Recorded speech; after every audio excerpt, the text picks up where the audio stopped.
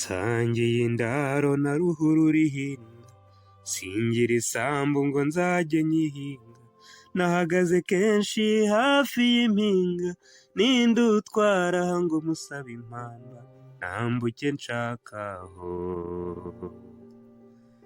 ntabona ihaho.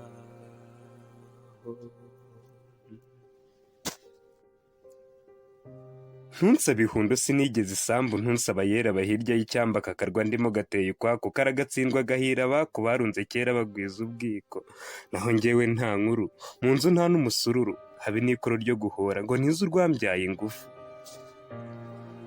Mubyeyi wambyaye uramenye, gihugu nkunda kurusha ibindi, gahinda mpondera mu kibindi, gatwenge ntwenga mpisha ibindi, gahugu gahigira kunyiza, gasigasize nzagwaho, urabizi dore ibihe biha ibindi. Ntunsonge ngutsarike kuko umutima wanjye uranyotewe, amaboko yuzuye ibakwe, nubwo ibyo nunze ari imisambi, ariyo nsasa nka niyorose, igihugu cyanjye ndagukunda, numva rwose nagutaka maze bose bakakurata, umuryango wanjye kandi nawe mfite umusanzu nkugomba, nubwo nanga nkahomba.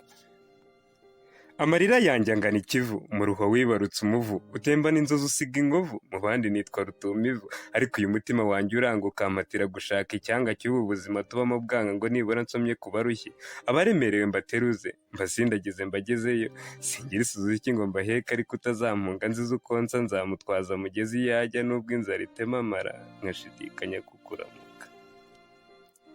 Ntimunyitegeho amakoro kuko ntagira icyinjiza, ntacyo nzahindura mu bukungu kuko natindahaye burundu umuryango wanjye aho muri hose, ntimuzategereze incungu iturutse kuri kavuna kanyu ngo mwumve ko nzamanuka nk'umwami tugatarama tugakesha, mugahuruza bikarenga, ibyo akaba ari byo munkundira, bikanatuma munkumbura. Ariko kandi aho ndaha inkuru zivugiye ikantarange bwacya nkakera itabaro, ntitaye kuri iyi nzara inzonze, nkarwana intambara itavusha kuko ababisha banshisha nabo bava amaraso nkanjye. Uwo nzumva kandi inzara izonze, nzabadukana utu tujumba n'amazi mu gacuma, ngende natanya muramire. Nihagira utakira mu mataba inyamaswa zishaka kumwakura, nzabadukana icumu ryanjye maze nambarire umuhigo, nyenyere umweko nkomeze inda irimo ubusa buri buri, mbanze nkize ayo magara agowe, zamuhigaga nzihindure umuhigo, tuzisangire ijoro riguye. Ndi umutindi nabuze byose, nabuze inshuti mbura inshuro, nabuze kirengera mbura icyeza, nabuze icyiza muri iri shyamba, nabuze inturo zihiritira mu rukari, nabuze uwandamira ngo nkunde, nabuze ijwi rihumuriza abagenzi, ariko iyo ndi muri iri shyamba numva ubuzima buryoshye, iyo numva umutima wa kimuntu ukinterera mu gituza, nkumva nubwo ndi umutindi hari umusanzu ukindi mu nda wo gukebura abakebanye, bagatuba umuntu mu butunzi.